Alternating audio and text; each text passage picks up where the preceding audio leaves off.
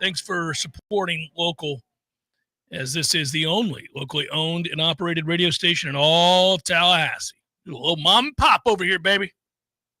Making it happen. Thanks for your support. Appreciate it. As I said, I'm Jeff. That's Tom. They're practicing football today, guys. It happens. Today, practice begins. It's the one pseudo look that the media gets. It's today. You can watch them jog out and stretch. We'll post the video. I don't know that that does anything for you. Maybe it does. Hell, tomorrow, they're playing football. It's not a game that counts, but it is a game. It is organized. There will be officials. It's in a stadium. Pro uniforms, helmets, pads, the whole thing. Tackling. It's going to happen. Hall of Fame game is tomorrow. As for today, we sit 23 days and 23 hours away from the start of college football. 23, Tom. 23. Ooh. Can you feel it? A little bit. A little bit. I had a dream. Nothing weird. Nothing, no crazy scenario. Just a dream last night that I woke up from early this morning and went, It was just me sitting on my couch watching football, having a conversation with my dog in the dream. What a good dream that is. Most of the time, dreams take weird turns. Something major happens. We're getting our ass beat or we're winning. It's a euphoric thing or a terrible thing or something is interjected. It was a banal, simple snapshot in the Cameron household of me talking to my dog, looking up, watching college football. It was glorious. I don't even know what else happened in the dream other than I remember that part of it. And I thought, what a good day. This is going to be a good day. Was your dog able to talk back to you? No, that would have been cool. That's where dreams can get cool. No, he just looked at me. And I was like, we did the nod. Things are good. We're sitting here in the room together watching a little football. What are you going to do? It's a good day. That's a good day right there.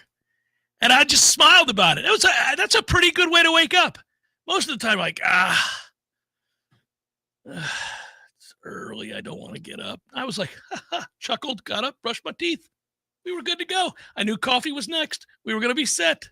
I have a problem. I like coffee so much that when I wake up, it's one of the first things I think about. Coffee's ready. It's like, that's how it happens. Like, it's strange. It's like Christmas for me. I'm a simpleton. I do. I wake up. My wife sleeps later than I do. So I try not to wake her up. My eyes open and I go. He said with disdain. Well, I tell her, be a grown-up. Get your ass up. Anyhow, so I get up. I try to be quiet. And then I'm like, ooh, the coffee.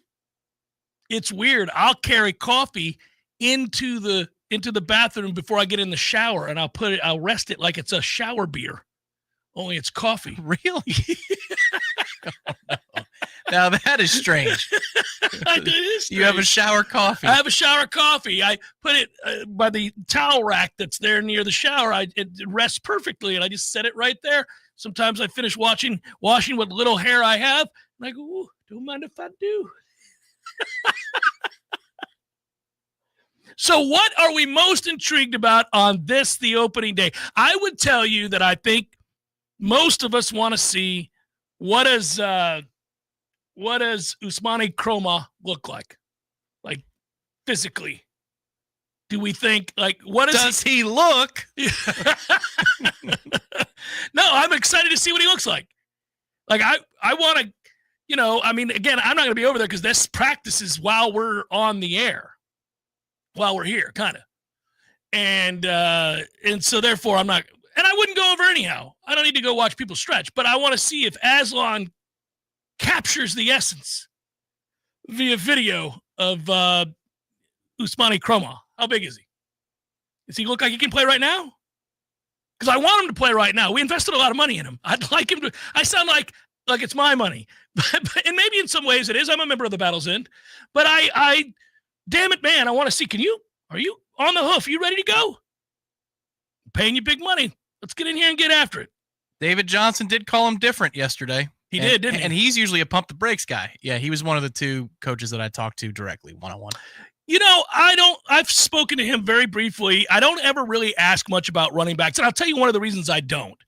Because I always feel like running back is a position, you either know how to be a running back or you don't. Like, you get here and you can play or you can't. Like, they're not going to make you infinitely better than you are or were your senior year of high school. Like, most every good running back was awesome their senior year in high school. The highlight reel doesn't lie, and they come here and they continue to do great things. They just get bigger. They just get thicker and stronger and bigger. But the running, the innate skill, the vision, that jump step, all the stuff that a lot of great running backs have, they already have it. I feel like running back coaches are stealing money. They're just stealing money. Well, Coach Yak would not agree with me. No. In fact, he would not take issue with you. He says, I try to make it as simple as possible. You're either a football player or you're not. Because I asked him, is there anything about Gus's offense that changes where their eyes need to be or any nuances in the position and the way they run? He said, no. The only thing that's different is the tempo. That's the only thing they really need to be prepared for on a different level. Everything else is just football, simple game. Mm-hmm. He said, we have one rule, which is you can run the ball for as long as you'd like. If you get the ball, you're allowed to keep going. So try your best to run for as long as you possibly can. Yeah, pretty much. It's interesting. I see in the chat, I just pulled it up, that folks took this time as we were talking about him to talk about Cam Davis. I don't know where your head's at on this, because it's all things football right now in our minds. And I've thought about a lot of the segment groups. But I don't think much of Cam. I don't think about him in that running back room. And I'm rooting for him. I want him to take a big step forward. It is entirely possible that we see a different looking Cam Davis this year than we saw a year ago, but I was just not impressed at all a year ago. No vision.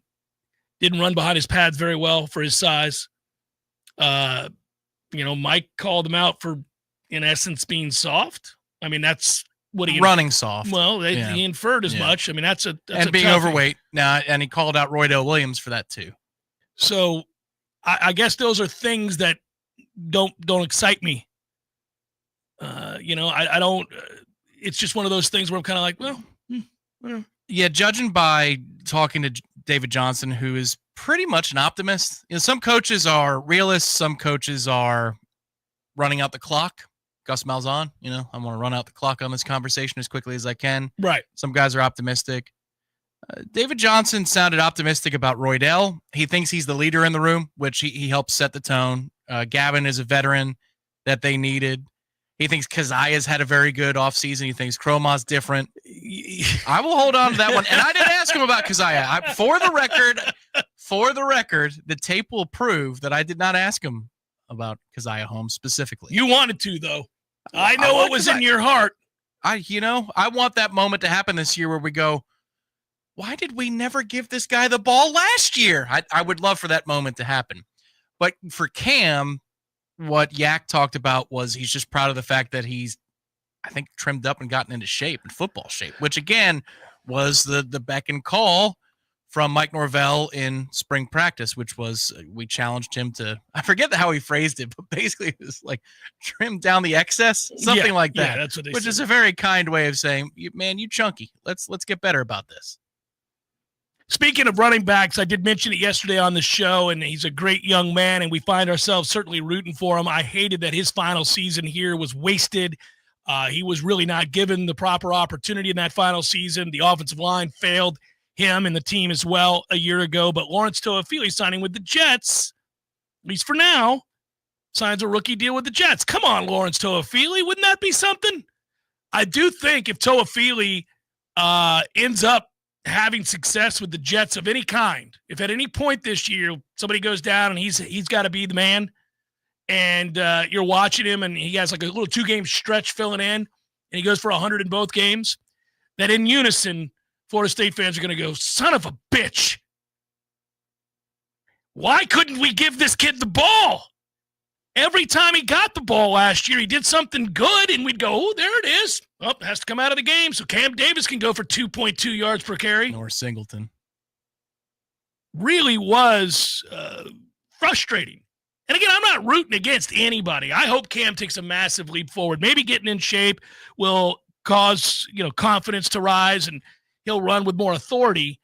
He just lacked it a year ago, and I don't know that you're going to teach the vision either, because it wasn't there either, and that's problematic. Well, that could come with confidence, not rat trapping, and then also an offensive line that's worth a damn. All of those things can magically show up. But I saw a question in the chat from Cody saying, so who's the starter? Man, they're not telling anybody anything. And honestly, I don't think they know, because they got 25 practices in front of them, and they've got a lot of legitimate candidates. I think the leaders in the clubhouse at this moment are Roy Dell and Gavin Sawchuk, with Croma having a real chance to be at least somebody who spells the bell cows. I even asked David Johnson yesterday about, look, Gus's track record is he likes a guy or two, but he doesn't like to rotate. How do you foresee this playing out? And I got it. There was a nice evasion, very nice work by Yak to say, well, we're telling the guys to be prepared. I don't think they know how it's all going to shake out. Well, they can't know, because they didn't have their starting offensive line in spring. They didn't have two of their running backs that are in contention to be the bell cows. Even here, Sawchuk wasn't here, and neither was Croma. So, if those two guys spell the best competition that the room is going to see or get from anybody, then you just don't know. And, I don't – look, they've got enough decent to good in that room to create real competition, but they couldn't have known much in spring. Listen, I thought it was written all over Gus Malzahn's face yesterday when he was engaged, which is for the first 7 minutes of the Q&A. The last 3.5 was, I'm trying to get out of here. The first 7, actively engaged. Pretty impressive. Like he was excited to talk for 7 minutes. But anyhow, the point is this. He talks so much about, how excited he is for camp to start with these 25 practices. And everybody's going to say that to a certain extent. But there was a little bit of zeal, some glee to that, because I think he's anxious. He's very anxious. He knows he only got a little glimpse of some of what they're going to do in the spring, because they're doing install. So a lot of it's just teaching. A lot of it's not playing all out like you would in a scrimmage or a game. So you don't know how players are going to respond. You're in teaching mode and you're in install, and you're trying to teach them what the tempo feels like and what it looks like to run. And then when you have a bunch of guys that didn't play, and that was the hardest part, every day in spring, again, we had very, very limited access. I don't say that to bitch. I say that because we couldn't know, but I would listen carefully to Mike afterwards and listen to some of the players when they talked intently. And you could tell it really was just about learning. And there was real frustration that you go a week at a time without maybe your entire projected starting offensive line. Well, that's a problem. You can't know what it's going to look like if you don't have any of your projected starters out there for long stretches. And that was the sense I got from Herb Hand, it was a great chat, nearly 20 minutes, but the undertone of everything, he was delighted by what Luke Pettibon is. He's delighted by what Lucas Simmons has done in the offseason and Andre Otto has done in the offseason. But it was the context was, I can't wait to get my guys out there with the real tackles, and we work on not against air and not against theory, but against an opponent. And I think that extends across the board, because you're right. It's hard to assess anything when you don't have that front line, and also you don't love the depth that you have Clearly. beyond maybe one tackle or one guard. And I think where Herb was going yesterday is they're starting to feel comfortable and believe that Lucas Simmons could be a tackle in a pinch that plays in a game. They believe that Andre Otto is their primary interior guy, because he slipped and said center at one point and then a guard. I think they know that they got 7. They're looking for their 8th guy in that rotation, but they'd love to have their 5 together and working together so that they can know what plays to run and whittle the playbook down or the concepts down. They got 6 they like a lot. They're trying to find 8. We'll see. I think it's good news that Lucas Simmons is being talked about in that way. He hadn't been at any point in his young career here at Florida State. When you consider what he was when he was coming out and we got him to say yes, it was a huge get. You're talking about 6'8", 315 pounds with a long, long reach and great feet. They needed to get some size on him. He had the health issue, caused him to miss an entire year. That set you back a ton. as this thing was going along, I was beginning to get worried. And I had to remind myself, he's a redshirt sophomore. So even though he's been here for a while, he's just a redshirt sophomore. If you can get him to play this year and start his junior and senior seasons and play well, then okay, you really did get the most out of a 4- or 5-star recruit, whatever he was. I know he was depending upon where you look. Depending on where you look, he was highly touted. Just good to see it, man. I felt bad for the kid, though, by the way. I felt bad from him from day one because, unforeseen medical stuff that, we really can't get into, but it cost him a year. That's tough to deal with. That's a lot to deal with. So I'm rooting for him. Hopefully he's one. I know they love Andre Otto. I'm going to tell you right now, as we start camp today with the first practice, if you want to look for interesting position battles or perhaps areas where maybe somebody upsets the apple cart, maybe you find out that somebody's going to play a little bit more than you realized or somebody's going to play a little bit less than you thought, I would say keep a close eye. And you tell me if you got this sense or not. I don't like the way that either players that I've talked to and you brought up Herb Hand, so you can tell me on this. But I don't like the way that they respond when you ask about Pettis. I don't get a sense that they're big believers in Pettis right now. I could be wrong. I think there was a reason he was available. I think there was a reason that a guy who's built like an NFL tackle, who has had some success in the SEC, was not protected on the payroll. Wasn't somebody that they were sad to see go at Ole Miss. Yeah, I don't know that I would go that far. The sense I got from Herb, it was different. So when he's talking about most of the other guys amongst the starting group, he had a vision of who they were. Right? He's like, this is what they are. This is what they can do. There was a hedge with Micah, and he was talking about finding consistency. But he also mentioned the lost weight, and it's a good thing, obviously, to lose a little bit of weight. Well, he's 6'7", 355, if you're wondering at home. And he talked about, extensive experience and legit skill. So it wasn't the thing that he's looking for is day-to-day consistency. So sure, there's a question mark there, but I think this is one of those deals where Ole Miss might have had an option that they could have brought back for much cheaper or elevated for much cheaper than what Pettis was asking for, because there's a market for a tackle every year in the portal. If you're a starting caliber tackle and you hit the portal, people are going to throw rev share and NIL your way. And I think Ole Miss probably said, not for that price, but somebody will be desperate enough to do so. That doesn't mean it won't work, but I hear you. There's a pause. Right. There's a pause. But I think that extends for Herb. He feels fine with the interior, is what I gathered yesterday. He just has unknowns because there wasn't enough participation in spring for the tackles. He loves in theory what they are. He loves what the film tells him about what they've been, but he needs to see it now. He needs to see it with the tempo, with the offense, and so they can get to know each other in live reps. My point would be that when you hear players talk about this offensive line, or even when coaches talk about it, they seem to have a real idea of what somebody will be or has been, and they jump on it. If you say Gunnar Hansen, you'll get a player and a coach to tell you great leadership, hard worker, was dinged in the spring, is over that injury now, can't wait to see him play. That's a very different answer than when you say Micah Pettis. And they talk about, real potential there. He's got a lot of size. Okay. That's not the same. That's not exactly a ringing endorsement. Whereas if you bring up Luke Pettibon or you bring up Richie Leonard, oh, buddy, people can't wait to talk about who they are, their character, how hard they work, what they're going to mean to the team. It's just something to keep an eye on. It's nothing more than that. I'm not trying to sabotage Micah Pettis. We need him to be the dude he's capable of. But there were enough inconsistencies at Ole Miss and frustrations with him. He wasn't always available. He can be a leaner when you watch the tape.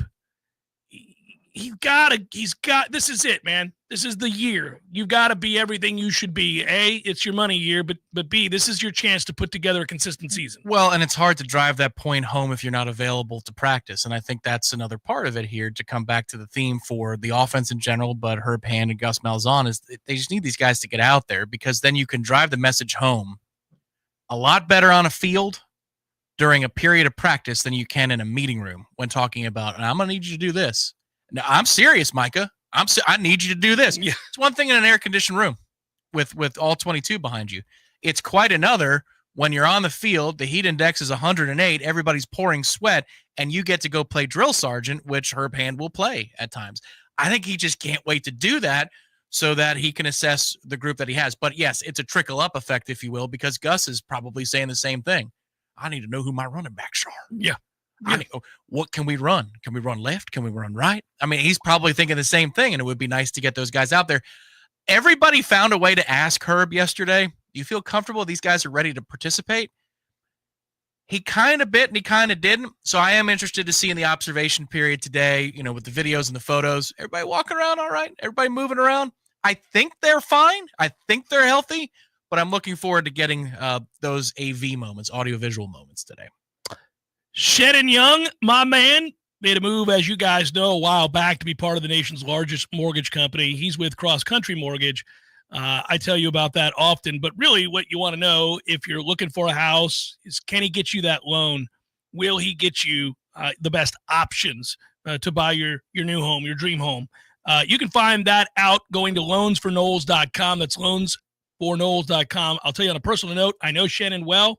I know a ton of people who have worked with him, and I know the man that he is. He's honest, integrity-laden, and incredibly hardworking. He's now serving 7 states, Florida, Georgia, Alabama, Tennessee, Texas, and the Carolinas.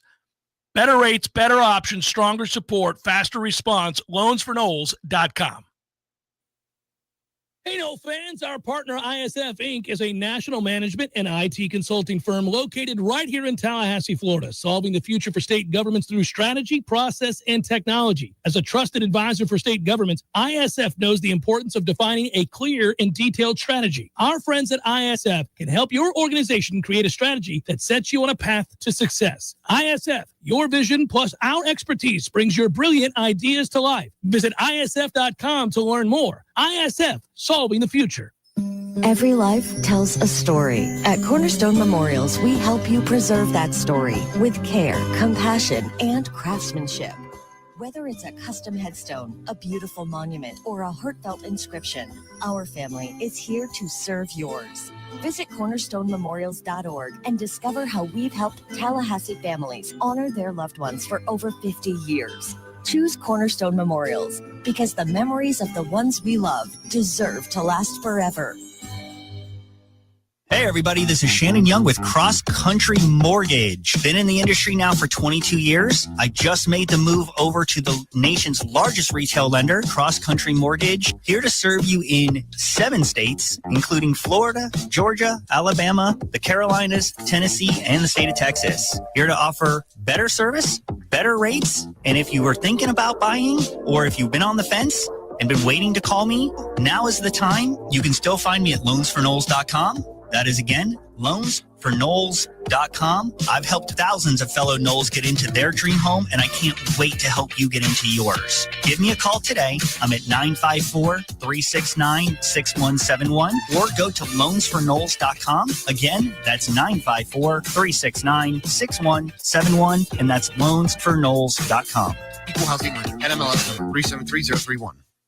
Feeling sluggish? Wake up your body the right way with Vigor. The all-new Vigor Cold Plunge Tub from Hot Spring Spas is now available exclusively at Pinch a Penny Pools and Spas in Tallahassee. Boost circulation, reduce inflammation, sharpen your focus, and more. Elite athletes do it daily, and now you can too. Experience the power of cold therapy in your own home. Come see the Vigor Cold Plunge, available only at Pinch a Penny on Capitol Circle Northeast and Greer Road. Ready to spice things up, Tallahassee? Slide into the all-new Tallulah Love Shop, your one-stop pleasure palace. From sensual toys and steamy couples kits to luscious aphrodisiacs and pheromone perfumes that whisper yes.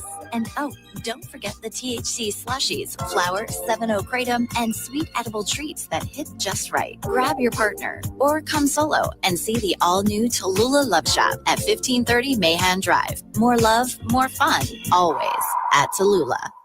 Hey, this is for my homeowner friends out there. You know who you are. When you get your grass cut, you're going to inspect the work, make sure it's good. Get your house painted, check around every corner and edge, make sure that's done right. Get a new roof, got to get eyes on those shimmering new shingles. Get your septic tank cleaned. Bet you're not popping your head down in there to take a look around. You got to trust it's done right. I'll make it easy. Go see my friend Greg Miller, Miller Septic. They're my guys. I trust them, and you can too. MillerSeptic.com. That's it. That's the commercial. That's the whole thing. Check them out. That's MillerSeptic.com.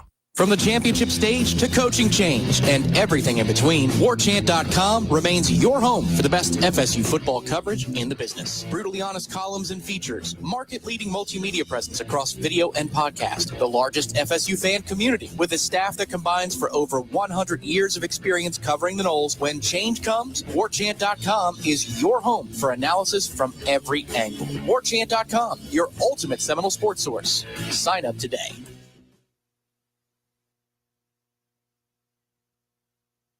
The Jeff Cameron Show is a production of the Warchant.com Multimedia Network. Check out Warchant.com today for the latest news inside Florida State athletics. That's Warchant.com. Now, back to Jeff on Real Talk 93.3.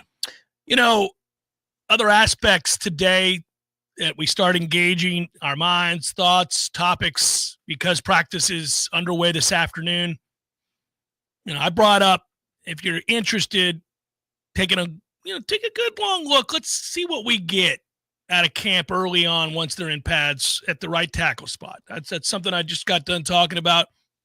Also interested to see, Tom, where we're at on the other tight end. So, look, we know that Randy Pittman, that's I don't know why I don't think that's his name. That's his name. You want to say Michael Pittman? I think I do. Yeah, I feel like I'm saying it wrong, but it's Randy Pittman.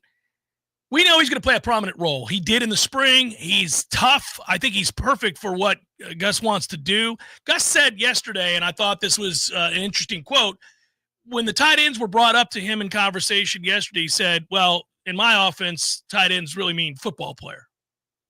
And that's because of the way they use them. H-back, tight end, traditional, non-traditional, wide receiver. They use them in a lot of ways. And Randy Pittman is, I think, most equipped to do that. But I think Landon Thomas is incredibly talented. Do we start getting excited about Landon Thomas? Do we start hearing his name more? Because right now, Chase Lofton is who you hear. You hear about Chase, and you hear about Chase a lot. And that strikes me as interesting, given that he's a freshman. Now, I saw Chase play in the scrimmage. He's lean, but he is every bit 6'6", 6'7". So he is that target that you're looking for. He is an athletic guy, but he's got to get a lot bigger. I think he's 220 pounds. This is something where if you're battling for the third receiver slot, you're not just battling against wide receivers. You're battling against a Chase Lofton or a Landon Thomas or a Mari Williams. That's somebody he's intrigued by because, of course, he was on defense in the spring. Right. So that's the deal here is on defense, you're much more positionless, and Tony White spoke about that yesterday, positionless nature of a couple of the positions or segment groups, safety, linebacker, edge rusher, things like that. In this instance, slot receiver doesn't necessarily mean Gavin Blackwell or Squirrel White. You could have Squirrel on the outside with Deuce on the outside, and then Lofton is in there. Yeah. Because they feel like they need to get him on the field and because he's a mismatch. Or it could be Amari. Or it could be Randy Pittman, and then you have Biscuit back there to block. Whatever the combination might be. Talking to Chris Thompson yesterday briefly, he said that the room is as varied skill set wise as it is people wise. He's like, everybody is really different as a person, but then also they have so many different options about how they want to lay it all out there. Deepest, most talented room on the team. Probably. I think it is. I think it is. It's Landon Thomas, Amari Williams, Randy Pittman Jr., Chase Lofton, and Biscuit. And, look, I don't foresee a big role for Biscuit, but that's a room now. That's a talented, diverse room. Right. But, yes, Biscuit brings something to the table that none of the other four have. He's the biggest guy, There's redundancy at a couple other places. You could say receiving tight end or H-back. There is some redundancy there, but in line, as long as he's, cares to block, he's got a little something extra that Randy Pittman probably doesn't have, although we'll get to see that. The whole thing there is it's obvious. Of course, Gus thinks that Randy Pittman's a perfect fit for him because he brought him with him. Well, and he's just been so productive. I mean, just consistently productive. You know how he plays in a college football game. And you know how he plays in a college football game running Gus Malzahn's offense. It is probably the most certain that Gus Malzahn is about any player on the team.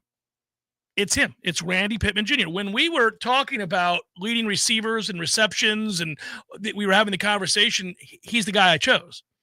I thought Randy would be the guy that we would go back and look at the end of the season and say, golly, good thing he came over. We used him a ton. I like how tough he is.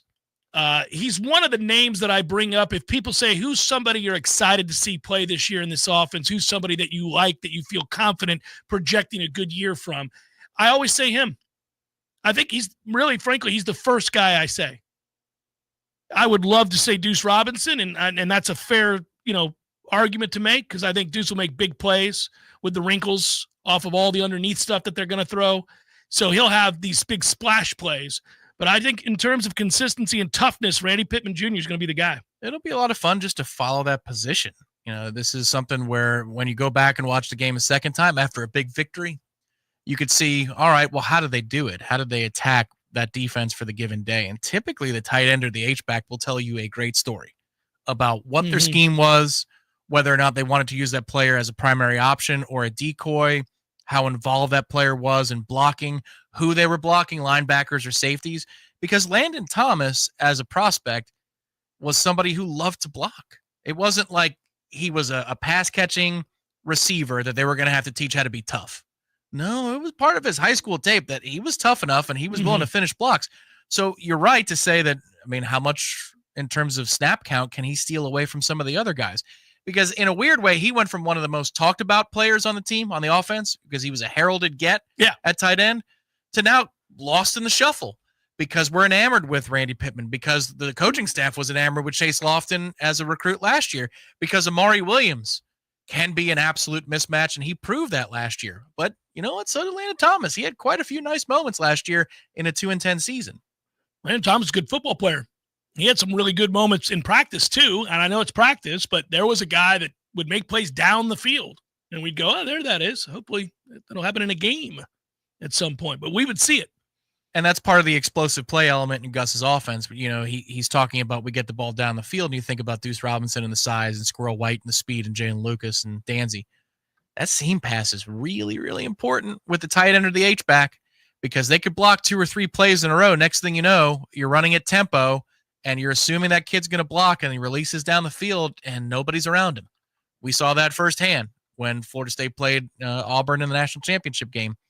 But that's a big element in this offense. Explosive plays don't have to come from perimeter throws.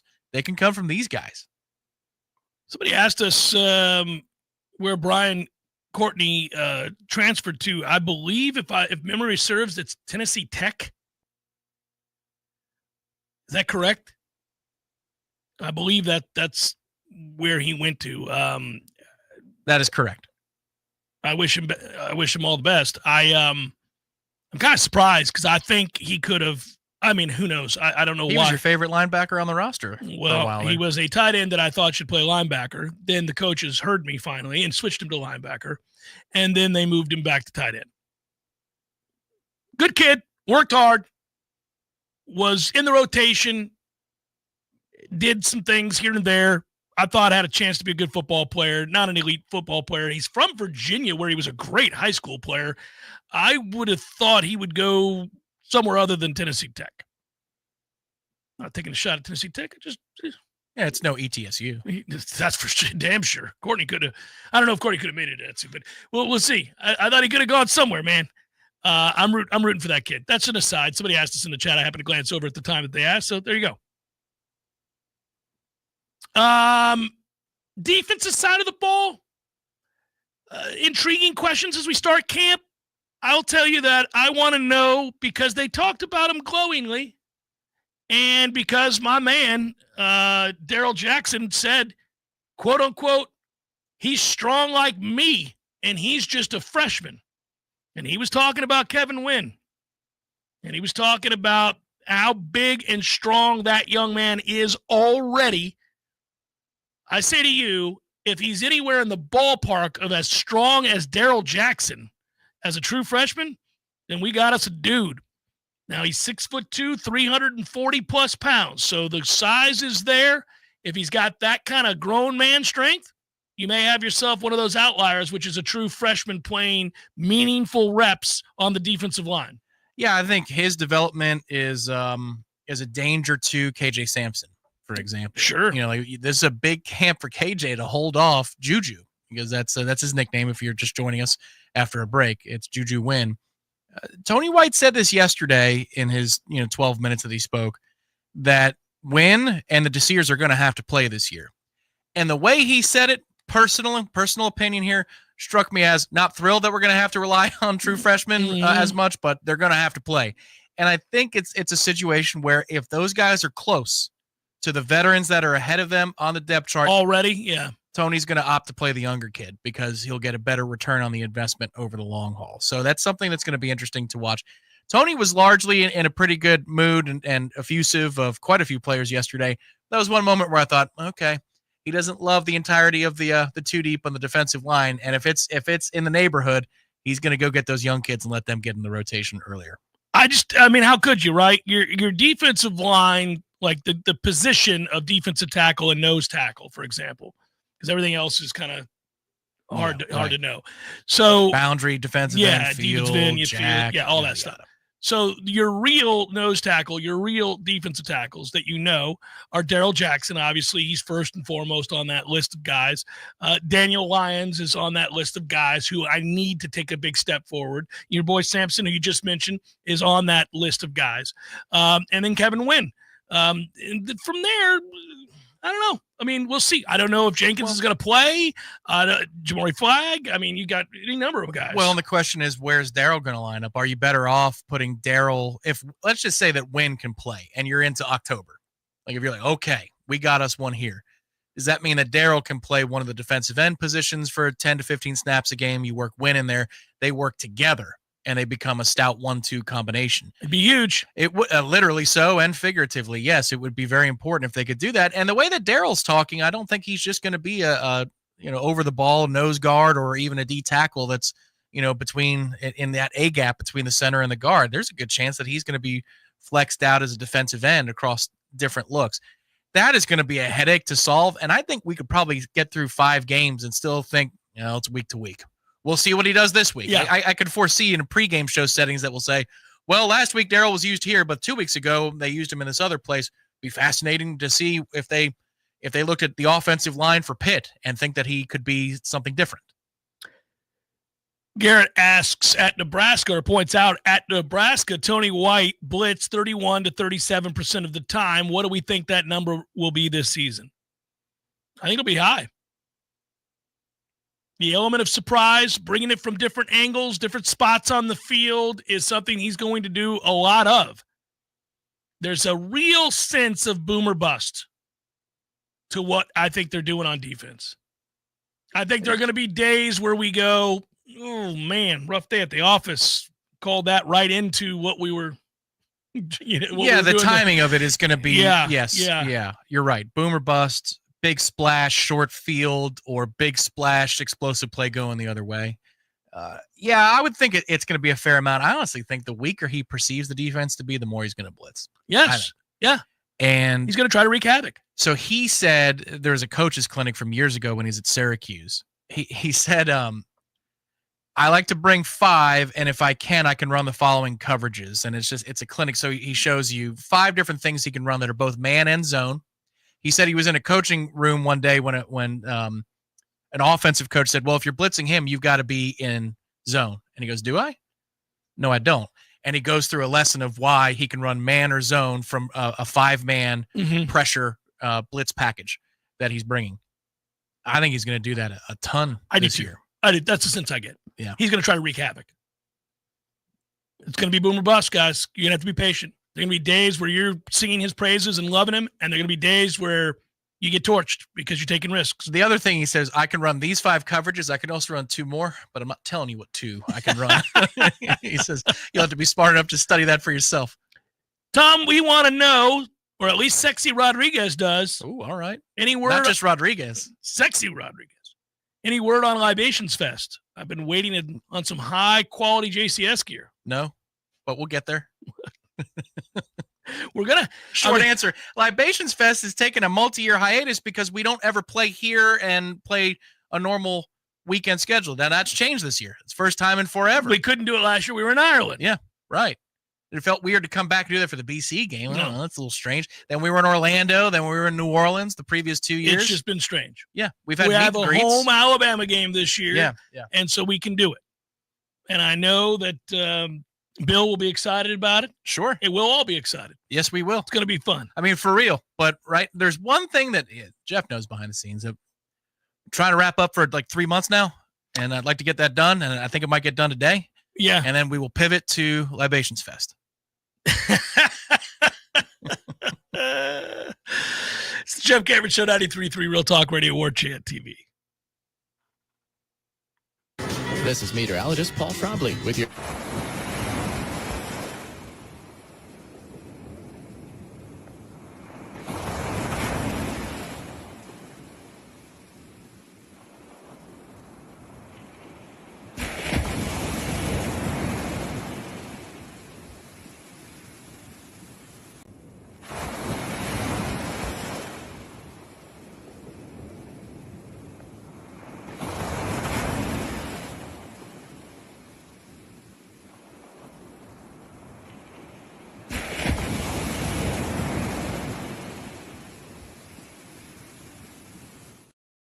resort-style pool in the entire city with a 6,000 square foot deck, covered pavilion, and poolside drink and food service. You'll feel like you're on vacation. Reserve your pool membership today. Visit the golf club at summerbrook.com or call 850-894-GOLF. That's 894-GOLF.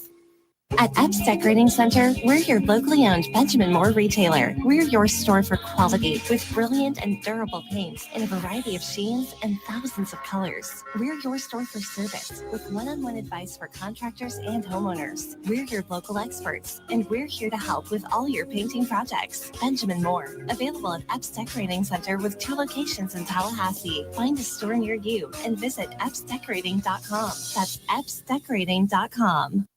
Hey, you, can't you read the sign? It says, keep off the grass. Oh, but I just wanted to feel it. Excuse me? I wanted to feel what it was like to have an amazing lawn like you do. It always looks so good, even in the summertime. How do you do it, neighbor? They're called Lawn Johns. They come once a week. Maybe you should give them a call so you can tell other people to stay off your lawn. How's that sound? Ooh, yes. I would love to tell people to stay off my lawn. For the very best in lawn care, call the Lawn Johns at 850-322-2567. Stay off my lawn.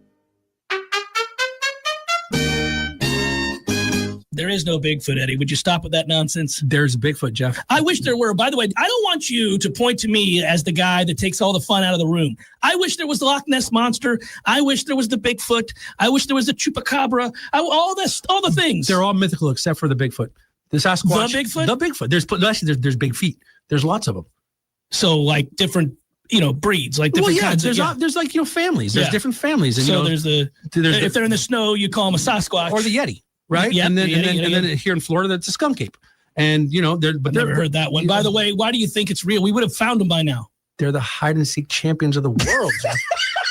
Nobody finds the Bigfoot. I think you believe in Bigfoot. I do believe in Bigfoot. You don't believe. I believe in Bigfoot. Don't tell anybody you believe in Bigfoot. I would go look for Bigfoot, but he scares me. Gordo's, bringing the flavor and flair of Cuban food to Tallahassee since 1996.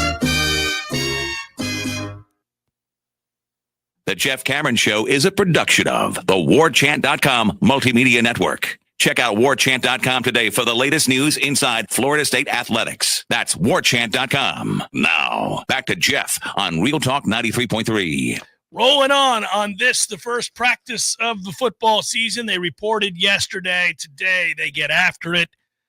For those of you who have youngins playing high school football, this is your first week of official practices. They've been obviously training all summer like most teams do these days. I'll tell you what, kids these days don't have it easy when it comes to playing football, Tom. They do in some ways and don't in others. And the others is what I'm thinking of because, you had off seasons when I grew up playing. You didn't have to be over there with them all the damn time. Your time is when football season's here. Until then, you can go to hell. I'll see you when I see you.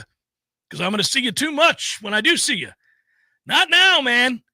you're kind of expected to go in there and meet up with the guys and the coaches and run routes on air and lift weights every day with them and all. Like, I can lift at my gym over here. I don't need to come see you. Yeah, I noticed that yesterday. This is college, obviously not high school, but more than one coach referred to the summer activities as OTAs. Whoa, okay. It's a watershed moment for college football because we know that rule changed a few years ago where the coaches can observe. Yes, they're not allowed to go against the defense. Yes, there's no head-to-head competition. I'm sure there's not. I'm sure there never was. Not one play. There better be. We better be doing that every damn day. Well, voluntarily on their own when the coaches aren't observing, that would be. I don't care if they're observing or not. They should be doing it all the time. But Herb Hand said, yeah, we had 11 or 12 OTAs. Wow. What a thing to say. College football and OTAs. But that's where we are. Well, let me say this, though. It's true. I've wondered. I'm sure you could. The answer is probably you could get busted, and this is why they adhere to it. But with analysts, you know, you can have unlimited analysts. You got like 100 guys over there. Some of them are former coaches, head coaches in some cases. And obviously Saban kind of popularized this. It was a halfway house for fired coaches. Drunks and deadbeats that got dismissed would come onto his staff and get paid $50,000. And you'd have access to it. Because they were making buyout money. Yeah. He's like, I can get these dudes at a discount. Yeah. So, you know, he changed the game in that way. I always thought they should ban that, outlaw that. But, hey, they didn't. Anyhow, point would be they tell you that as an analyst, you can't physically coach. You can be down there, but you can't do the coaching that you see your position coaches do. Get the hell out of here with that nonsense. But that changed. Now that you did can. change, yeah. But I would have always been doing it. I would have never listened to that rule. What a dumb rule. And what are you going to do?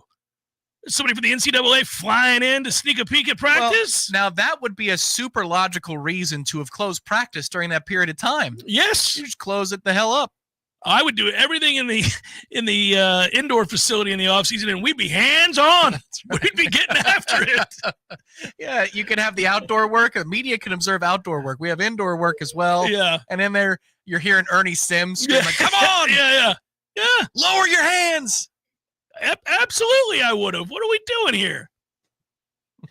In the third hour of today's show, I talked with our own Matt Lasser. He covers recruiting and does a really good job for us in that realm. And, man, I can't believe that there's cause to and a reason for us to talk about legitimate excitement surrounding the basketball program. But, David, if you're in the chat, I haven't checked today. You're always asking about basketball. There you go, buddy. You're going to get a little basketball loving in that third hour because Florida State got a commit from a young man named Marcus Ponder. He is a 7-foot-plus center at 288 pounds with a whole bunch of what for to him. He moves like an athlete at 288 pounds and 7 feet tall. He's already a defensive stud. He's got offensive game to go with it. Most of it's power right now. But that is a massive get for Luke Laux and his staff. And I do say his staff, because he's put together a group with great connections, in particular the Southeast and the state of Florida. And Florida State, if you're just going to look at the visit list of guys for basketball that are going to be here the weekend that we play Alabama in football, you're going to say, my goodness gracious, they're shooting for the moon over here with Florida State basketball. How is this? How is it they're doing this? Well, Luke's done a very good job of community outreach. That's a nice way of saying cultivating money. Sure, it's all on the up and up, but the bottom line is Luke said, I don't like my budget. My budget is not enough to win. I've got to create a bigger budget. I've got to go talk to people who have money and who would be willing to give it to me after a conversation. And I think that Florida State may surprise some people, and by people I mean me, with the quality of players they're getting yeses from and may get yeses from for this upcoming class that Luke is recruiting. Now, it won't do you any good this year. This year you're going to be whatever you are, which I think is a fun team to watch and an interesting team to see play out the year. But moving forward, I think they got a real shot because of the staff that he put together and all of his connections to the NBA as well. They got a chance, I think, to maybe outkick their coverage, to recruit better than the name. And to me, it's exciting. I haven't been excited about basketball in a while. I'm getting pumped. This guy is an all-time crap talker on the court. He's nasty, already. guys. He's a 35-year-old NBA vet, power forward from 2006. That's the level of junk he will talk. It is aggressive. He is a bully, and I love it. Yeah, you can't say it enough. I want him to get a Tech game, just screaming people down. I'm setting the over/under on Tex for his freshman year at 3.5. It's going to happen. Well, he likes dunking on people. He's a top 75 recruit in the country, guys. This is they're going after some dudes now. I get the individual circuit or the AAU circuit in high school basketball nasty, can get a little bit more aggressive, and that's fine. Good. Forge them and fire these future Florida State Seminoles. Correct. He's going to have to tamp it down on the pointing at people and in their face after he crams on them. Yeah, he's dunked on. If you go find the videos. He will. Yeah. He'll dunk on you and tell you about it. Yes, he will. More than once. And he'll remind you of it on the way back down the floor, too. I'm telling you now, this is exciting. Live spectator, you're my basketball guy. I think you're going to be pumped, buddy. Luke's got some things going on over there. Hour number 2 forthcoming. Stay with Jeff Cameron Show, 93.3 Real Talk Radio and Warchant TV.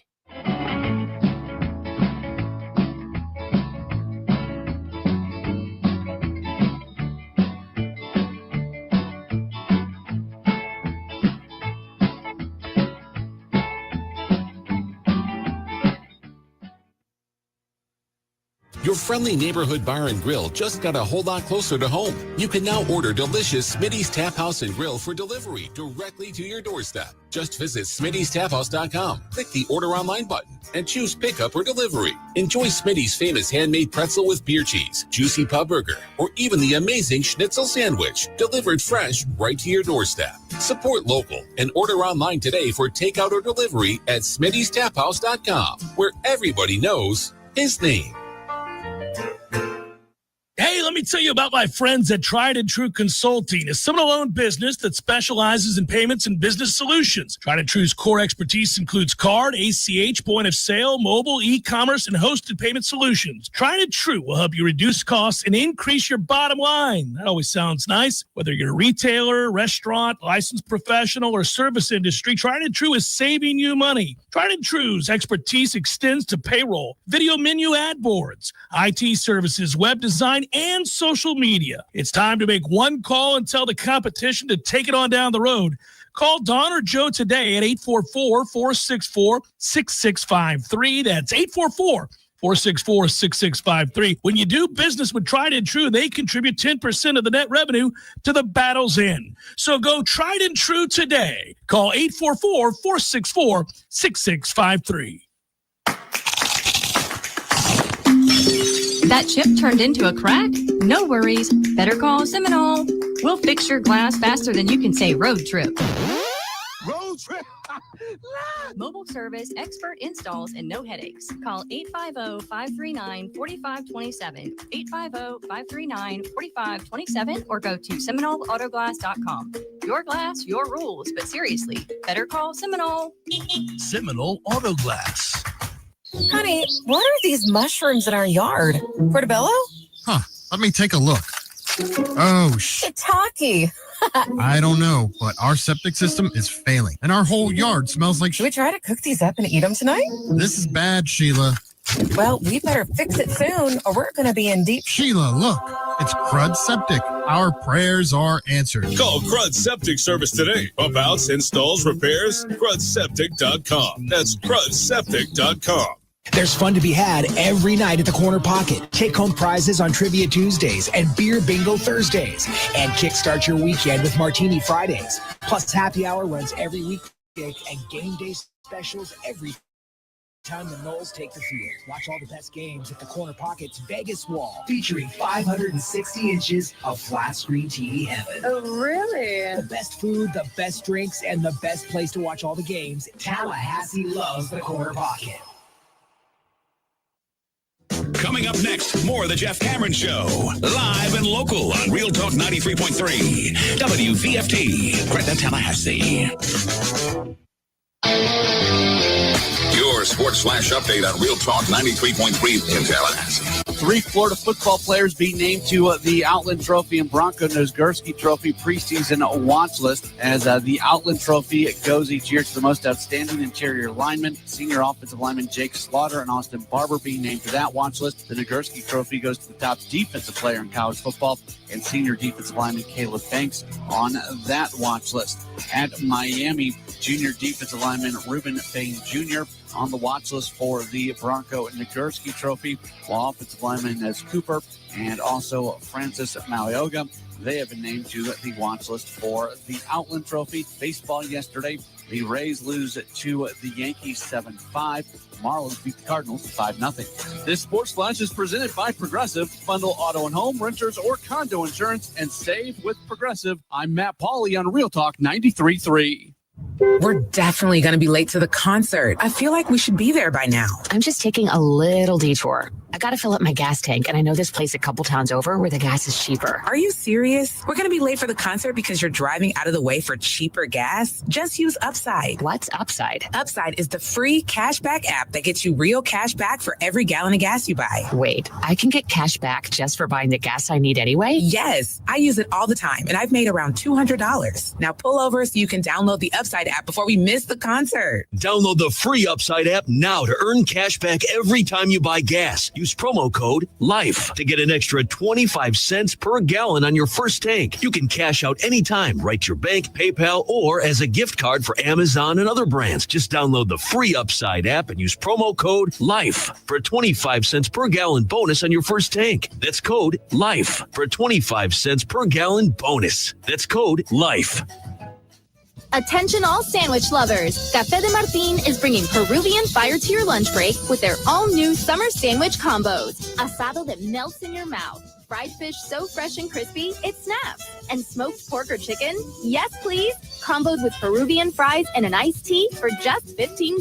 Available Tuesday through Friday from 11 to 3. Upgrade your lunch at Café de Martín in the Esposito Shopping Center. Online at cafedemartin.com. Water is your home's worst enemy. It finds cracks, soft spots, and weaknesses. But not on our watch. At Gutter Solutions and Waterproofing, we're veteran-owned and built different, driven by detail and the pursuit of excellence. We install seamless gutters, underground drainage, and waterproofing systems that don't fail. Because when you live with discipline, water doesn't stand a chance. Gutter Solutions and Waterproofing. Visit guttersolutions.net. With us, it's personal. A roof isn't decoration. It's your home's first line of defense. At GSWP Roofing, we treat every build like it's mission critical. We're GAF Master Elite certified, led by a former Marine. And we don't cut corners. We execute with discipline, precision, and materials that hold the line. Storm after storm, year after year. Repairs, replacements, full installs. This is roofing done by the book. No excuses, no shortcuts. GSWP Roofing. Online at gswproofing.com. With us, we're covered. Number CCC 1335048. From the championship stage to coaching change and everything in between, Warchant.com remains your home for the best FSU football coverage in the business. Brutally honest columns and features, market-leading multimedia presence across video and podcast, the largest FSU fan community with a staff that combines for over 100 years of experience covering the Noles. When change comes, Warchant.com is your home for analysis from every angle. Warchant.com, your ultimate Seminole sports source. Sign up today.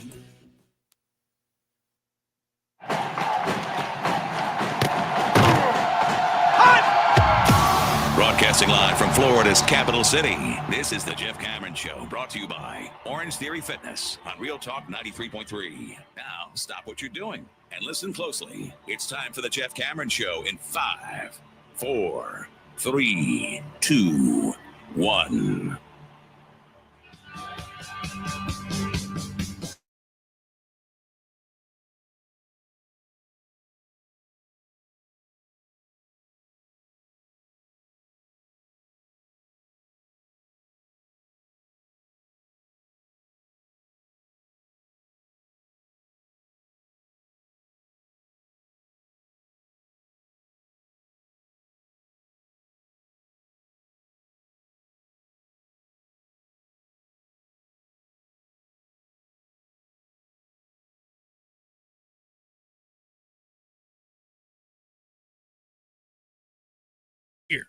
and the studio is fine, and we're going to be okay.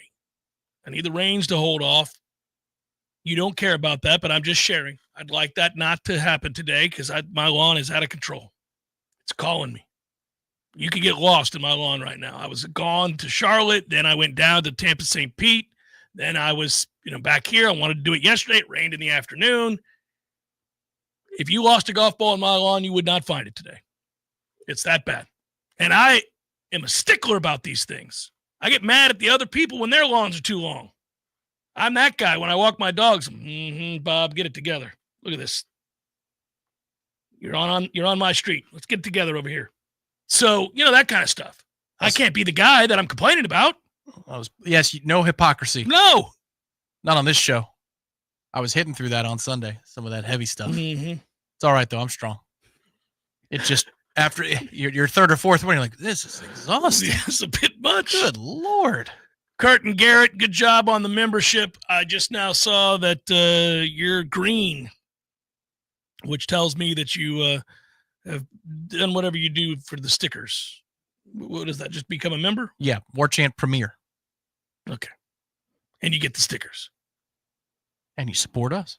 Which is something we very much appreciate, and thank you, and I mean that sincerely. I can't believe how quickly they go to scrimmaging after today's practice. It's how quick that's going to happen. It's this weekend. Next Tuesday. Next Tuesday. Sorry. Yes. And then the Sunday and then following. that weekend. Yeah, that's what it was. Yeah. Yep. Wow. Week and a half, 2 scrimmages. That's amazing. I look at it as a really positive sign that they're going to be more physical. I mean, I'm serious. I that's got to be like they are going to get out there and get hitting.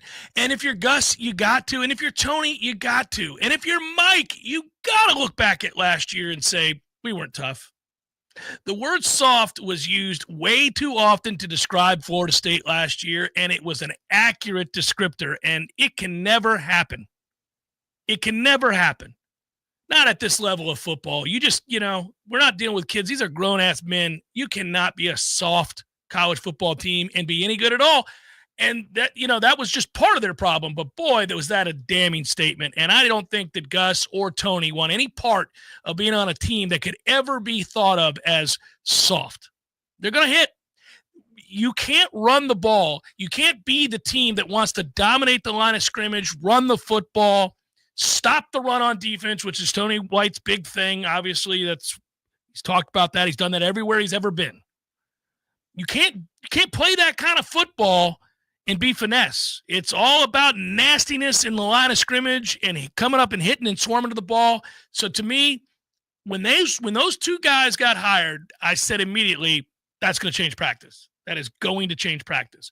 And Mike should want that. I mean, of all the things that Mike got wrong last year, which was almost all of it, that would have been a big one. And he would have had to have, upon, analysis and vetting of the program, really realize that, you know what? I had a mature group that could handle it 2 years ago, and I didn't last year, and it's just never going to be an option again. I think that's the whole thing there is that practice model was successful. It was, but you needed a mature group to be able to run that practice model. That's what we've learned because it was the exact same style, and Florida State was fine, and we were tough.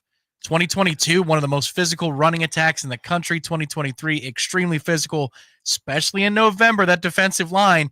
You could say that saving bullets, doing all that stuff, left them in a fresher position than most other teams in the country with Braden Fisk and Jared Verse. But, hey, last year's group couldn't handle that, clearly. And so that's your teach. Well, and it turns out that if you don't have, preternaturally gifted first-round type talent up front leading the way, that maybe then you're going to have to do some things differently. I mean, look, you could not replace Jared Verse. He turned out to be a problem for people in the National Football League. They can't block him. I mean, he's sensational. And Braden Fisk is a monster at the next level. So, I think they knew, obviously, they were going to take a step back. We all did. But I don't know. And again, I think when we talk about the myriad things that went wrong, a lot of times we talk about the lack of leadership. Nobody stepped up and enforced a standard. And, really that falls on a head coach You start there, and then from there, you got to put some blame on the players too. Nobody stepped up there, but we also, I don't think, put enough focus on physically how big the drop-off was from Verse and Fisk to what we had a year ago. I mean, clearly, I'm still pissed about Marvin Jones Jr. It just makes me sad because I'm such a huge fan of Marvin. And I just, I wished for better. One thing that Tony brought to the table yesterday was all gas, no brakes. I know we don't like that around here, but regarding Earl Little, Earl already was co-signed as an impact player when he was sent to Charlotte last week. But when asked about who do you think are going to be, contributors, how many starters do you think I think Aslan asked the question of, do you have 5 guys that you think are going to be starters, 6? Where do you know where you are right now versus how many jobs are up for grabs? And he listed Darrell Jackson, then he listed Earl Little. And then he was asked about that position of Rover again down the line, and he brought up Earl Little, and he kept on going, and there was no hedging whatsoever about what Earl Little is going to be for this defense. There was a follow-up question about Jabril Rawls, and as much as Tony White loves Jabril, there was a qualifier. Now he needs to do this.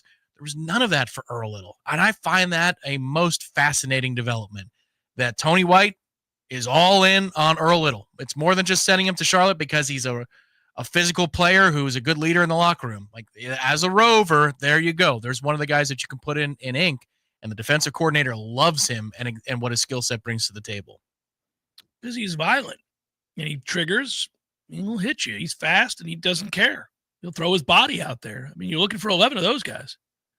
But that doesn't necessarily mean he'd play within, under control. Right. Or, I mean, Tony is very thorough when answering about anything, really. It could be a player question. It could be a scheme question. That is an endorsement. That is a high praise endorsement from the defensive coordinator who doesn't have to do that. He could say, oh, he's one of the leaders. Now we need him to tighten up this, that, and the other about his game. Okay, my expectations for Earl Little are higher because I'm going to place faith that Tony White wouldn't do that just for the sake of talking nice about somebody. Yeah, I just think he was so productive as a tackler in spring. They got elated. They were so excited about, oh, there it is. I mean, that's what we're talking about. They used him as an example. They would talk about it. I listen, you could start with the offensive line last year where guys really regressed. You had guys whose injuries caught up to them. I think that with Maurice, that's exactly what happened. I felt sorry for him. He was kind of emblematic of the problem. You had guys take huge steps back. And in some cases, listen, we lost a player that would have been of vital importance early in the year in Richie Leonard. Not having him hurt this team, then not having Maurice be anything close to what he was the year prior. And he was really banged up the year prior, just played through it all the time. And finally, last year, physically, he just gave out. He just couldn't play. He really wasn't he was a minus player for you. And obviously, you had that happen on the left side as well. So, I thought Darius was out of shape and played poorly, and it was unfortunate. Yeah, that BC game was the end of that, right? I mean, like the first game, there was a play, I think it was the second, third drive of the game, where there's a run to the left, and it's all he's got to do is just get a hand on a guy. He doesn't even have to win or pancake the player, and you probably have an explosive on your hands, and he just straight up lost. And I thought, okay, Darius, we need to tighten up a little bit. Little did you know. But by the second quarter of the BC game, it was, oh no. Yeah. He's just done. Like he's done. Yeah. He was shot. My first team All-American left tackle is done. He was shot. He's out of shape, and it was terrible. And so, when you have that problem, then you're going to have a problem everywhere else because you can't block it up, so you can't do anything. And then your quarterback, who was never all that mobile, was also hurt, and they would never admit to that. And I'm over here on the air going, well, guys, he was not wearing a brace when he arrived here. Now he is. Or in the beginning of fall camp. Yeah, he didn't have a sleeve. Now he's got a sleeve. That was last week. This week, he's got a full-on brace, but we're going to pretend like he's not hurt. He went from 57 speed to 43 speed. Yeah, I mean, it was something to behold, buddy. Sitting there watching that, I thought, oh, no. But what I didn't think, and this is the part, look, we can talk about the misevaluations, and we have till we're blue in the face. We can talk about guys regressing. We're doing that right now, and we have many times over the summer. But the part that's unforgivable for Mike is that he lost the locker room and the team quit.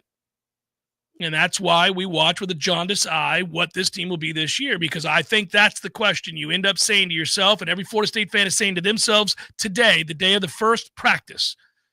The start of the new season begins today in earnest. They're on the field.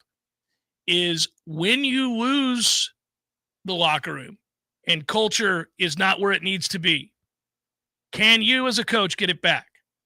It used to be that in all likelihood, the answer was no.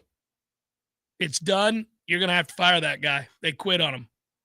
But in the modern era of college football, when you quite literally can start 11 new people on offense from a year ago and damn near 11 new people on defense from a year ago, 9, let's say, maybe you can. Maybe you can. That's where the era that we're in now might help you. You flip it. And, by all accounts, they didn't just assess a player's ability and successes and failures at their previous stop. Obviously, they got a whole lot of experienced players to come over. They also looked at what kind of guy you were, what kind of person you were in the locker room, what kind of player were you? Were you a leader at all? Because I don't think Mike ever wants to I know Mike never wants to go through that again. Because when you don't have it, you don't have it. And you saw the look on his face. Yeah, the BC look. That's why, when he said last week at the ACC kickoff, well, we had a lot of team building activities and there was a reason for that. All right.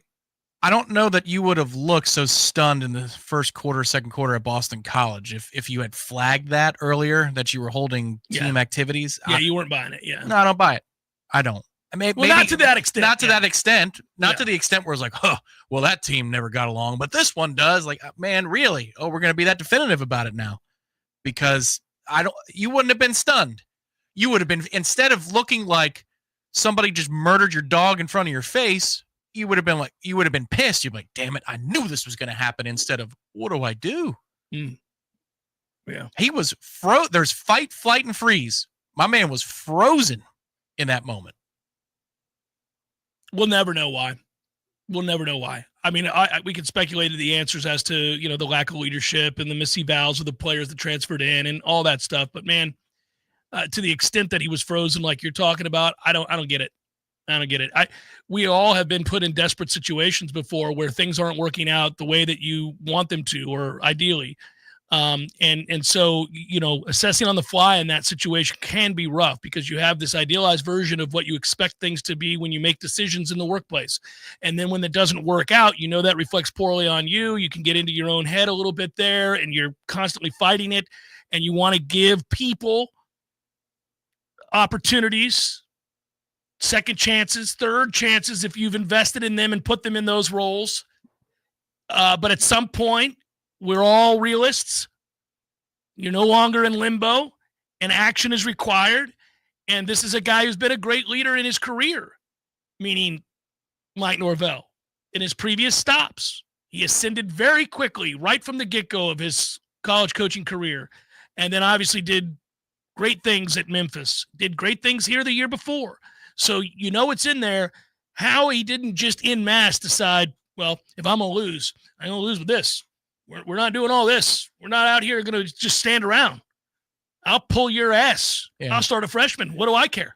That was the most apparent and frustrating thing in real time last year was, well, I mean, if they're going to jog, you can't have. I know the other guy's going to get roasted, but let him get roasted and learn in full speed. Yeah. Yeah. No, that is what I when I say we'll never know why, I don't know what that's about. Is that the NIL era? If it is, then what you surmise about people's fandom is potentially true. Like, if you're telling me that that's normal now, that there's a shutdown, that there's going to be... Well, I worry about it. It's a potential problem for college football.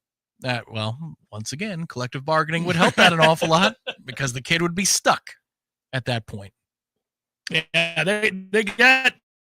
You got to hope that's not the norm. You got to hope that it's not a thing. But you hear for the university, let's say, then you know what happens. So it'll be interesting. It is a tough situation. Pitch and Penny pools and spas now have cold plunge tubs. If you want to reap the health benefits of consistently cold plunging in the mornings, reducing inflammation, all that stuff, then my mic is shot. Is that what I'm hearing here? We're good? We're getting it fixed? Okay.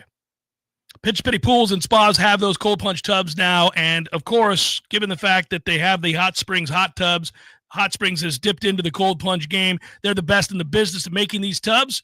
So you know you're getting a good one. If you have an old tub and you need it removed, then they'll come get it and give you money for that old one towards the new purchase. Right off of Greer Road, check out the inventory for yourself and see how easy and affordable it is. Pinch a Penny pools and spas.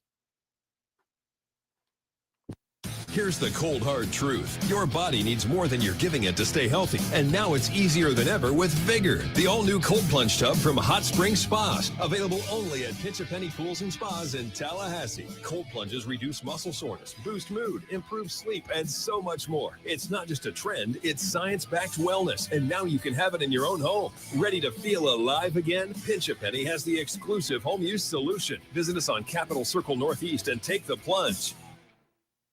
On the front lines, fighting the insanity of the woke, it's Matt and Brett Oster with America in View. Matt, Florida has become the world leader for freedom, and I love being in the studio with you every week where we are reinforcing the conservative movement with truth, the Constitution, and a little redneck common sense. We're waking the woke. That's right, Brett. We enjoy talking politics and what's going on in the world. We're bringing our take on the issues, doing our best to fight for freedom. So tune in every Friday at 4 p.m. on Real Talk 93.3. Ain't nothing but a G-Pod, baby. I am 99% sure that is not how the lyrics go. Well, you like remixes, right? Of course. Well, think of this as a Grassroots Coffee remix per se, because Grassroots Coffee is now in the single-serve coffee pod game. Dude, those single-serve coffee pods and cups are weak sauce. Not Grassroots Coffee G-Pods. They have more coffee in them than regular single-serve pods and cups. Seriously? And not only do they have more coffee, they have a built-in filter for better brewing. They fit in most Keurig machines, and they are fully compostable. It's still the small batch, slow roasted coffee you love, so go to grassrootscoffee.com and get your box of G-Pods today. Baby! See? Remix! Well, actually, that's more of an homage. Grassroots Coffee, locally owned, locally roasted, and made for everyone, loved everywhere. Grassroots Coffee G-Pods. So very good. Budget Blinds at Tallahassee is your local window covering experts. They do it all: blinds, shades, drapery, shutters, even home automation. And they'll be there with you from the design to the measuring to the installation. Budget Blinds is with you every step of the way. Hello, I'm Gary, the local owner of Budget Blinds at Tallahassee. Let us help you with your unique window treatment needs. Call us at 668-4835 for a free in-home consultation, or find us online at budgetblinds.com/Tallahassee.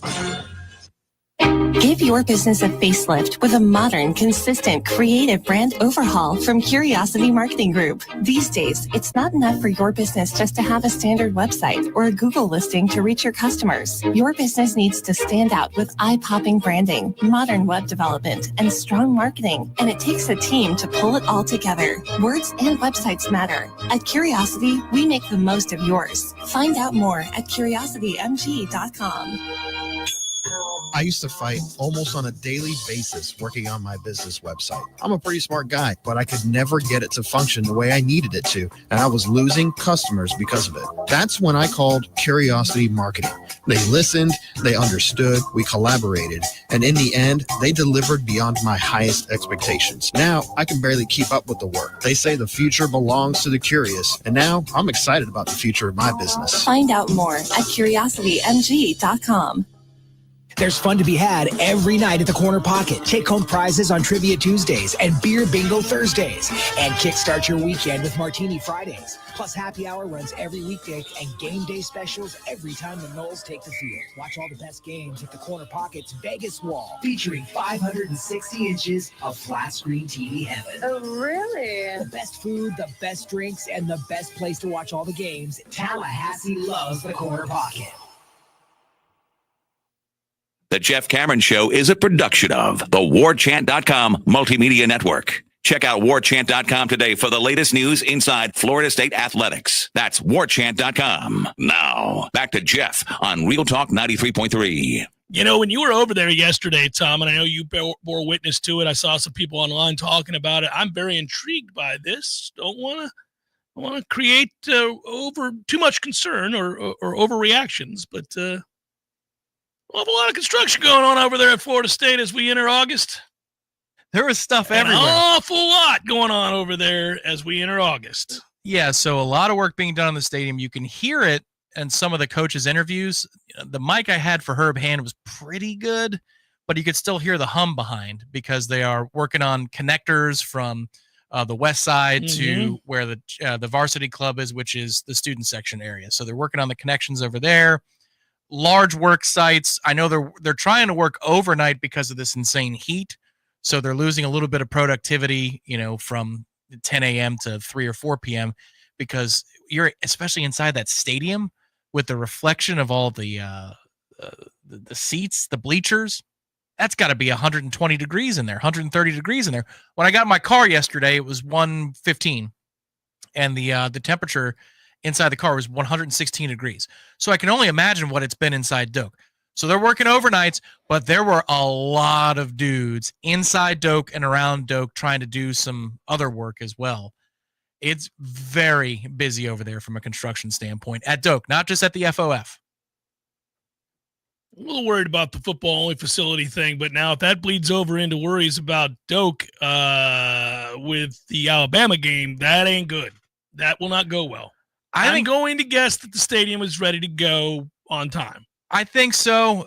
The whole idea about it, I mean, we're about on August 1st. I thought it was going to be July that it was done. That's certainly not the case. Well, quote unquote, we're way ahead of schedule. No, you're not. Right. The chairbacks are still going in. They're black.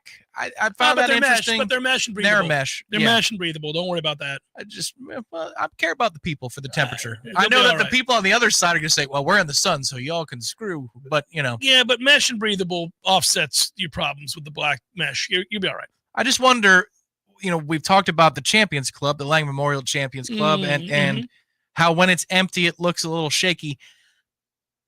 Does a black mesh seat look better or worse than if the seats were garnet and gold?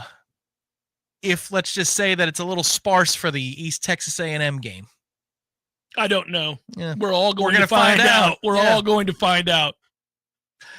Buddy, if they get, and it's a big if, and I'm not predicting this, but if they get run off the field against Alabama, you want to guess attendance for East Texas?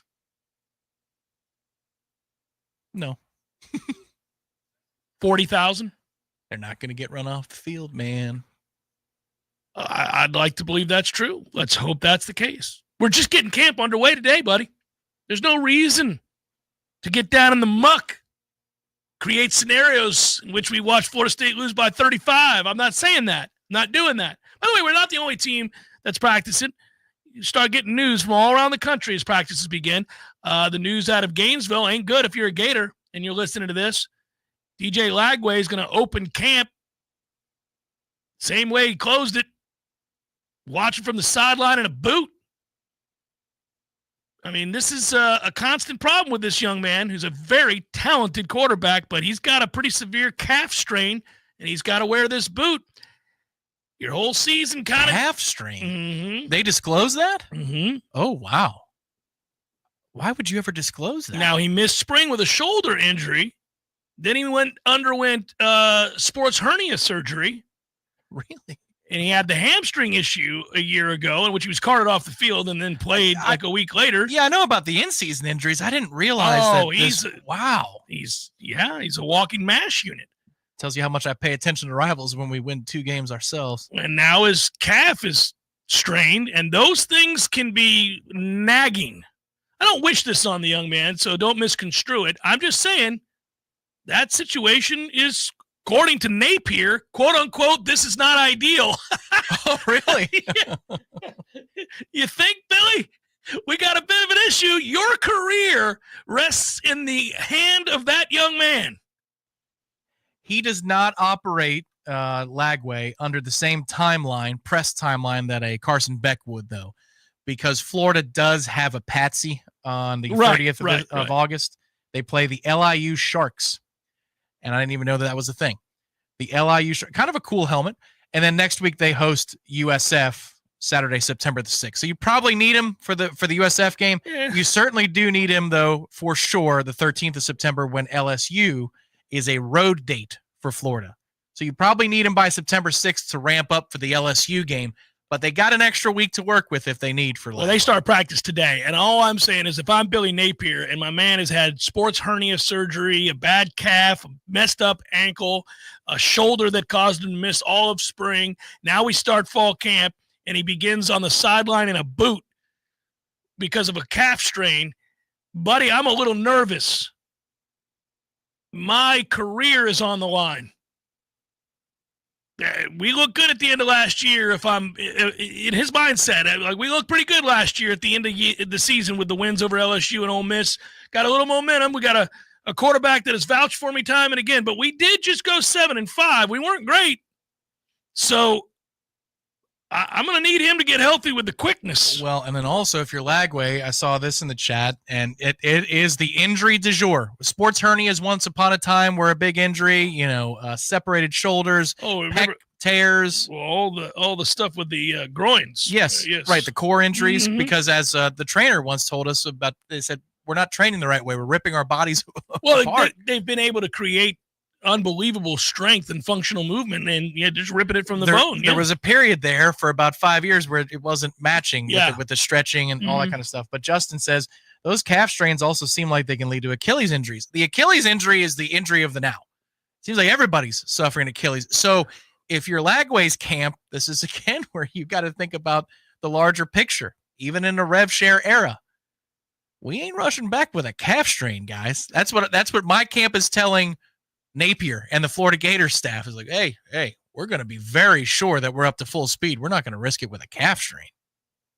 You bring up a good point. Ronald Acuna pulled himself from a game in the 6th inning the other night because he couldn't go catch a fly ball, and he said his Achilles, quote unquote, was killing him, and he's worried, rightfully so. I mean, if you have an Achilles injury, you tear your Achilles, you're done for the entire next season.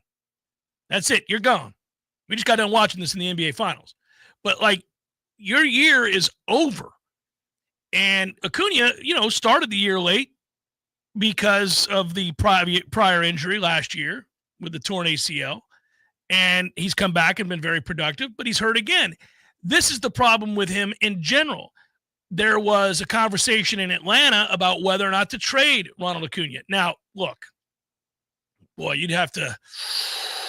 that's a tough pill to swallow because we've seen when he's healthy, he's truly special, uniquely gifted.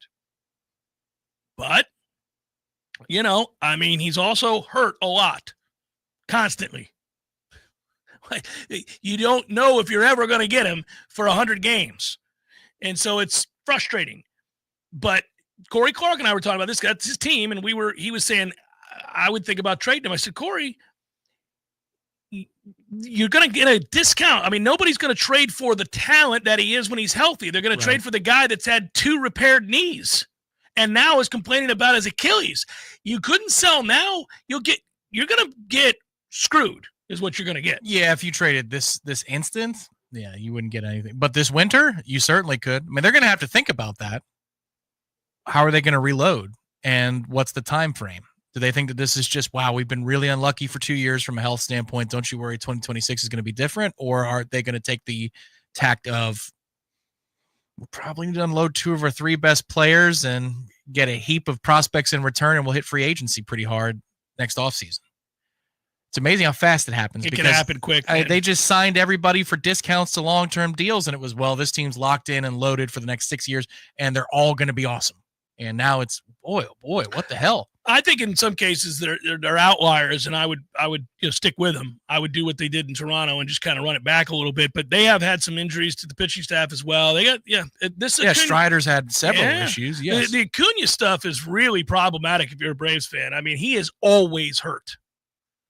And he's super talented, obviously. And so you don't want to part with the asset. He's one of the most talented players in the league. But damn it, it doesn't do you any good if you can't get on the field. Well, and that's the thing. If you're concerned about an Achilles and you're a college quarterback who's a year and a half away from, going in the draft, I'm, again, not trying to cause problems for Florida, but you could see where the individual player's representation speaks to the school and says, I know that you guaranteed him $1.5 million for this year, 2 or 3 or whatever it is they're paying him. I mean, one wrong turn if he's not fully healthy, and he's not only missing 12 months, he's missing 18 months, and that's our ass for the pros. Tragic. Probably a discussion they need to have. Maybe just sit him for the season. Precaution. Maybe that will be what saves Billy. He can say, well, he'll be back next year. I mean, that's the frustration, man, though. If you're Billy Napier with that schedule and that guy is hurt, you're like, okay, I've got to start looking for another place to coach because this isn't going to work out for me. If they can't get him to play consistently, then they're going to lose 8 games. I will tell you the fact that he said it's not ideal. If I'm a Florida fan, I go, oh no, are you kidding me? Well, that was part of the quote. He went on to say, in the perfect world, he would be perfect every day of the offseason. I think the good thing is his attitude towards it's good. I think that's positive, whatever the hell that means. Boy. He's in year 2. I think he understands what's required already. No. Which sounds like he's going to miss some serious time. I mean, these are the quotes of a man who realizes he's not playing anytime soon. No, we're not. There's no ramp up. He's just going to be active for a game. That's what that sounds like. He can acclimate very quickly. Yeah. Yikes. So Florida opens today just like we do. Napier, unlike in previous years, did exactly what Mike is doing, closed it down to the media, said nope. That could be about the quarterback specifically. It's not usually the case, but that could be about I'm not playing that game every day where he's on the bike and I'm telling everybody that they can't report on injuries. What's crazy is they double down on it, right? He needed surgery, had that surgery eventually. He resumed throwing in April, said earlier this month at SEC Media Days that he would be a full participant in camp. Then he strained the calf. Quote, injuries are one of the terrible things about this profession. And certainly for him being a 2-year player, really motivated, he's very hungry. I think he's done a good job of trying to stay connected. I think he still has a voice as a leader. He does still walk the hallways. Is this Arnold Palmer's tee shot at Augusta? Listen, here you go. He's still a really young player and certainly needs the reps. Yeah, but Billy, you just said he doesn't. He's a second-year player, and he can get up to speed very quickly. He's jibber-jabbering. He's searching. He's jibber-jabbering. There's blood in the water. Tried and True Consulting. You hear me talk about them a lot. They're doing great things in Tallahassee right now. If you own a local business, see how Tried and True can help process payments for you. Those chargeback fees can be a hell of a thing. They've got a program for that in which you will not have to deal with the unfortunate nature of that. They also, of course, ad boards, many other services. They've done wonders for a lot of businesses in town. If you want to learn more, call Tried and True today. Reach out to Don, Joe, or Rusty. They're doing great work in town. 844-464-6653. 844-I'm4Noel. That's Tried and True Consulting. Really happy to see those guys again here real soon. They'll be back in town in August. So Tried and True Consulting, you got a business, reach out. This is meteorologist Paul Trombley with your Real Talk 93.3 weather update. A heat advisory continues. Chance of thunderstorms this afternoon. Otherwise, mainly sunny skies. High temperatures reach up to 95. Southerly winds 8 to 15 miles per hour. Mainly clear skies again tonight. Slight chance of thunderstorms. Lows dip down to about 77. This report is brought to you by the Lawn Johns. For all your landscaping and lawn care needs, visit thelawnjohns.com. Currently 95. Where is the best place to find Michelin, Firestone, Dunlop, Goodyear, and Bridgestone tires? Nice Tire and Auto Service. Where's the best full-service auto center? Nice Tire and Auto Service. They do everything from computerized alignments to brakes, tune-ups, and safety inspections. Where can you get complete auto service you can trust? That's easy. Nice Tire and Auto Service, 4792 Bluntstown Highway, just west of Capitol Circle.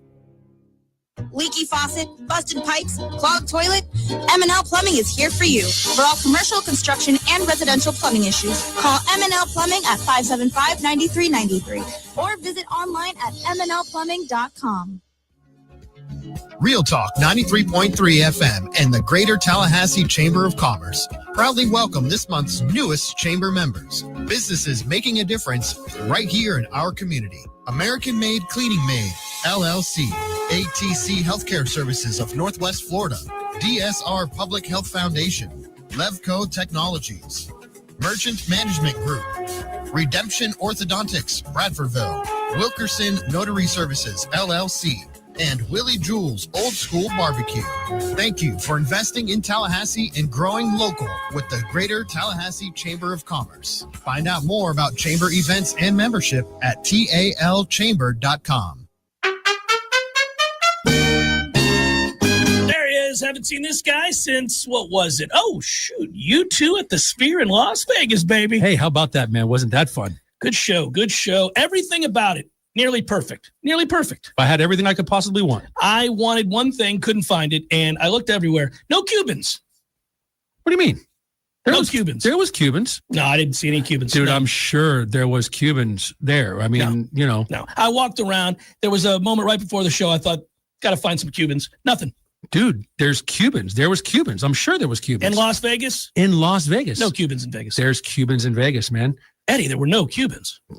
Chef. The sandwich. There were no Cuban sandwiches. You're Cuban. Of course I know there were Cubans there. Oh, the sandwich. Yeah, no, there probably wasn't many there in Vegas. No Cubans. No, not yet. Gordo's, bringing the flavor and flair of Cuban food to Tallahassee since 1996. The Jeff Cameron Show is a production of the Warchant.com Multimedia Network. Check out Warchant.com today for the latest news inside Florida State athletics. That's Warchant.com. Now, back to Jeff on Real Talk 93.3. Speaking of which, if you go to Warchant.com, you can see all the videos from yesterday's luncheon, including Gus Malzahn talking about the big picture for full practice and getting his starters back and how excited he is. He stressed a couple of things yesterday. Partly was the experience that they have on this team, and that should shorten the amount of time that it takes for them to get ready to go. He's excited about that. And then, of course, he stressed the enthusiasm around getting his starters back out there because he didn't have them for much of the spring. And I think there was real frustration there. You were marking, sorry, was this Mike or is this Gus? Gus. Okay. Yeah. Mike didn't say it. I was going to say. Yeah. No, was a snoozer. Mike didn't have anything to say. In fairness to Mike, he just got done being up in Charlotte and talked for hours on end to the press and said all of the same things. I mean, there's nothing more to say. There was one specific question where he was asked yesterday. He said nothing, less than nothing, and the question was about anybody who's made gains with Coach Storm's feedback. Yeah. And when he answered it and he said nothing, I was initially, ugh. And then I thought to myself, well, last year you did say this is, potentially the fastest explosive. Yeah. And so you know what? Fair. I could understand where he doesn't want to do that again and he got burned. Fair. But still, you could tell us if Chroma if somebody's came in. if somebody's stronger, a lot stronger than they were, or somebody's lost weight, you could certainly talk about it.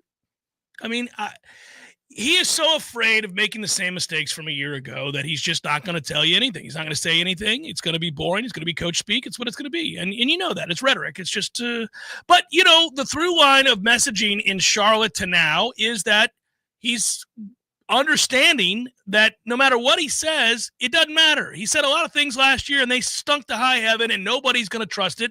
It's got to be about the work. It's got to be about the business of going to work every day and proving that you are going to get after it. That's been his overriding message to this team, to his players, It's what he said to us in the press anytime it's been brought up. He said it on the tour.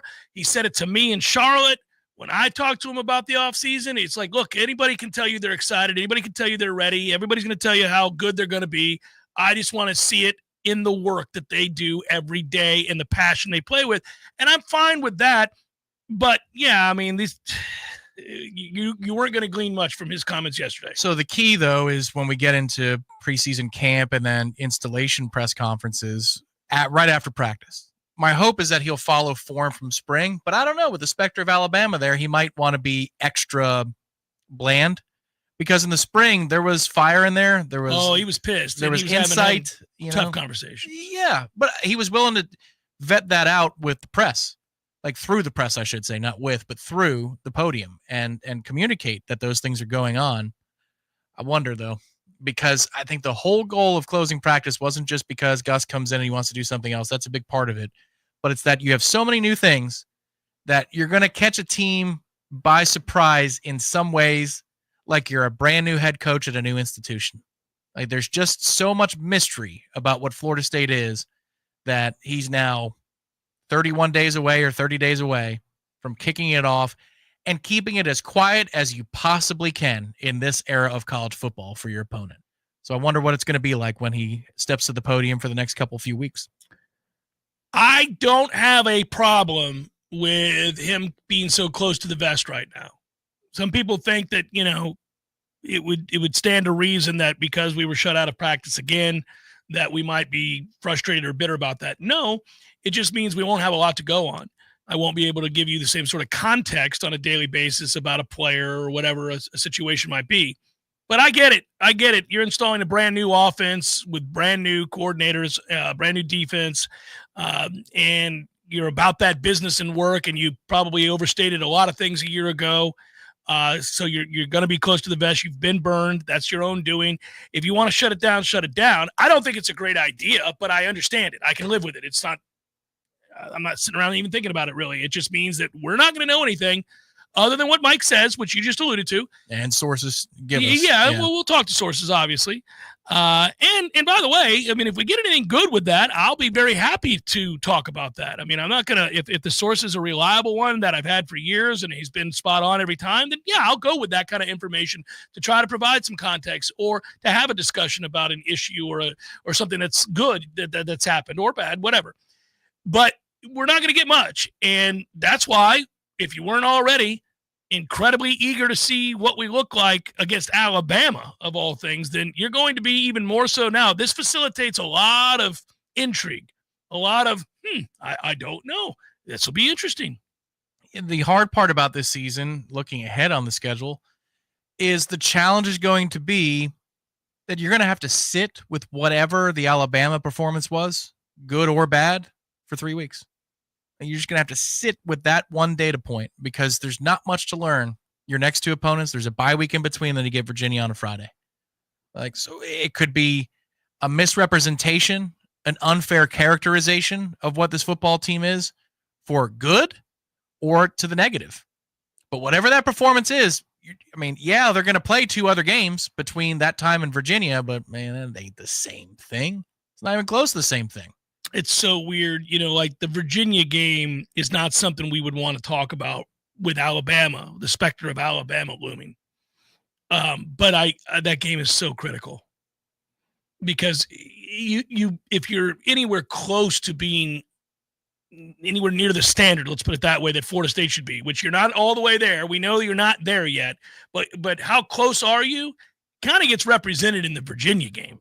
Like if you're a good to decent to good version of what Florida State should be, you don't go up there and screw around. You go up there and it's a win. It's a convincing win. It's a 31-17, 38-20 type game. You win the game and there's no doubt. Nobody's like, "Woo."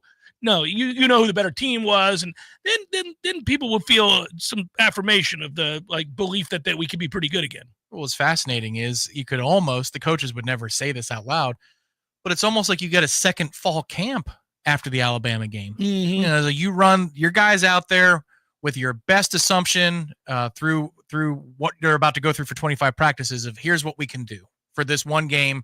This is what I believe. our best 11 is. This is what I believe the best schematics are to get this job done. And there are going to be some things they get right, hopefully, last year more than last year, right? And then there are going to be some things that they get wrong. And they go, woo, we got to fix that. But you're going to have weeks to address the problem. It's not that you got to turn around for an awkward opponent the next week. It's you're going to have weeks to solve that issue. It's like a second fall camp. That's the positive thing here. If it goes bad, you won't be able to complain that you didn't have time to fix it. You'll have forever to fix it before the Virginia game. Noel Dad in the chat says, will a win versus Alabama say more about us or Alabama? Same question for a loss versus Alabama. Well, I can tell you what the national media is going to do. The national media, and this is not like, oh, the media is evil. This is not that. But the story will be told through the lens of Alabama, not Florida State. And that'll bother all of you because we're Noles. So you want it told from your vantage point. But it won't be because we've been obviously dead and buried for the past offseason, and for good reason. Whereas Alabama is the program with the greater cachet and a lot at stake, obviously, to get back into the college football playoff and get back atop the SEC. And they are expected to be a contender because they have an offensive line littered with first and second round draft picks. They have some question marks, but they got elite wide receivers. There's a lot of reason to be upbeat and excited about what Alabama is. If they were to lose this game on the heels of losing 4 times a year ago, including getting blown out in prime time against the 6th-loss Oklahoma team, the fans of that program are going to be very loud about what DeBoer is or is not, most importantly. And then there will be blood in the water for those that have been wanting to stick it to Alabama for a while. And that's the way the game story will be told. Like, look at this. I mean, good for Florida State. Obviously, they're a lot better than they were a year ago. But what is going on in Tuscaloosa? That's how that story is going to be told. Yeah, the Florida State part of it is the introductory clause that I have to get out of the way before I speak on the thing I really want to speak about. Yeah. Which is, a hot seat. Or if Alabama comes in here and rolls, they would recover it and say that, well, this is a title contender. This is what we talked about, everybody. Nick Saban is gone for sure. DeBoer needed to collect himself and maybe make a couple of tweaks, but now they're back on the path, and this is now a title contender. The real answer, period, not what will be speculated about and talked about by the media. The real answer is we won't know for a few weeks. We won't know what it says about either team, truthfully, for a number of weeks. It could very well be that Florida State is not just better, but maybe a lot better than they were a year ago and in line to win 9 games and contend for the ACC title and make the college football playoff. Could mean that. Could just mean that Alabama is a shell of themselves and is rapidly falling and declining under DeBoer. We'll see. Could mean that too. But we won't know because the next 2 games don't tell us anything. And if you beat Virginia, are you puffing out your chest and saying, see, we are good? No, it's going to be the Miami game will be the next time that you're able to say something definitive about Florida State, in all likelihood. For me, the thing that I know it's hope springs eternal, and it's obvious we all want Florida State to do well. But, boy, I'd love to live in that world where we haven't felt the heat of the 12-team playoff yet. Haven't felt it because our last go-around was the obvious year for the snub. Let's just say that you did beat Virginia and Miami, independent of the Alabama result. That game is what it is. It's on an island. It could be really good or it could be awful. If you're 2-0 in conference play the Monday after Miami and you got Pitt coming to town, at that point, you will feel the warmth, the radiant warmth of a bid through going to Charlotte and playing for the ACC championship. You'll say, it's possible to go to Charlotte. And if it's possible to go to Charlotte, it's possible to get in that tournament.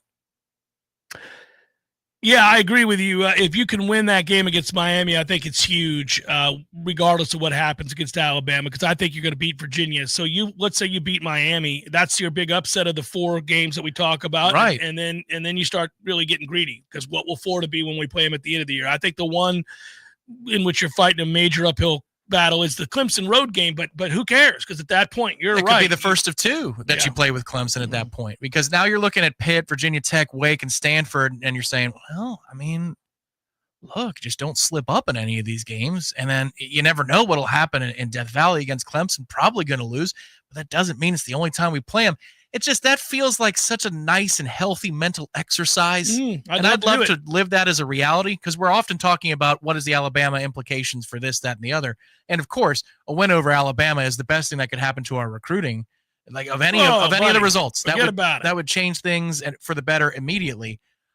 But the other one is, well, what if Miami is, as the kids say, mid? What if Miami is mediocre and you're able to start 2-0 in the ACC? At that point, you can dare to dream on some things. Yeah, I don't think they'll be mediocre. I think that would be a big win to beat Miami. I don't want to prop them up to be something they're not, but their offensive line is one of the best in the country, and I think they're going to be able to run the ball, so it's a problem.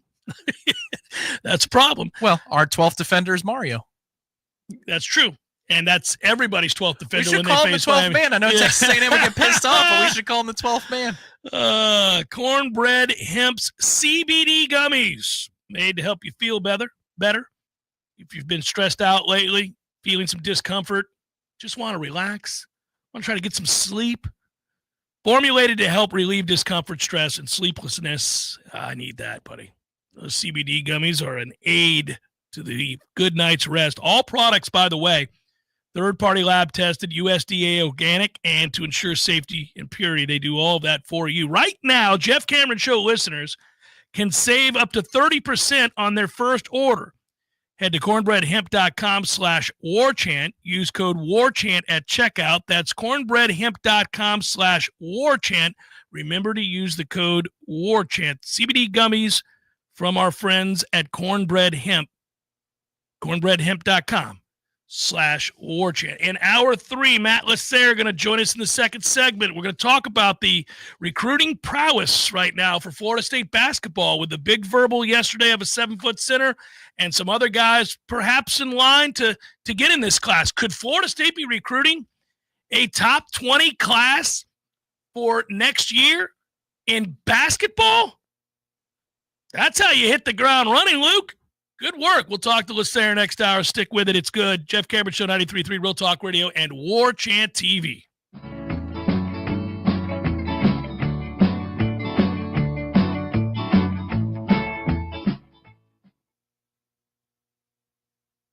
On that load of laundry to finish? If your dryer is taking forever to dry your clothes, the problem might not be your machine. It could be a clogged dryer vent. J. Walker Enterprises specializes in professional dryer exhaust cleaning, improving dryer efficiency and helping protect your home from a potential fire hazard. Don't risk it. Contact J. Walker Enterprises today and breathe easier knowing your home is safer and your clothes will finally dry on time. Visit jwalkerenterprises.com, the company locals trust. Hey, let me tell you about my friends at Tried and True Consulting, a Seminole-owned business that specializes in payments and business solutions. Tried and True's core expertise includes